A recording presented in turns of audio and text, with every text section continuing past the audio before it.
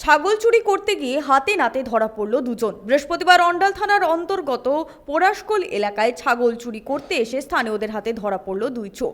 স্থানীয় বাসিন্দা নবীন চৌধুরীর অভিযোগ, তিনজন ছাগল চুরি করতে এসেছিল। তাদের মধ্যে একজন পালাতে সক্ষম হলেও দুজন হাতে নাতে ধরা পড়ে এবং ওই দুই যুবকের কাছ থেকে একটি বাইক উদ্ধার হয়। अभी 3 चोर आया था।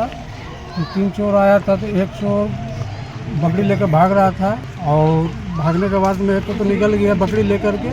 झूठ भाग रहा था तो लड़का लोग घेर करके पकड़ा। क्या वो लोग बाइक से आया था या 4 चक्का से? बाइक से आया। ये लोग बोल रहा है कि ठीक है, हम लोग ये बोले कि उसको बकरी जो ले गया है उसको बुलाओ। तो उसको फ़ोन किया, बोल रहा है कि अभी हम आ रहे हैं 10 मिनट में, 15 मिनट में आ रहे हैं। करते करते वो 3 घंटा लगा दिया, अभी तक नहीं आया। लास्ट में मोबाइल ऑफ कर दिया। পরে অন্ডাল থানার পুলিশকে খবর দেওয়া হয়। ঘটনাস্থলে পুলিশ এসে একটি বাইক সহ দুজনকে আটক করে। প্রলয় বন্দ্যোপাধ্যায়, 99 নিউজ বাংলা, অন্ডাল।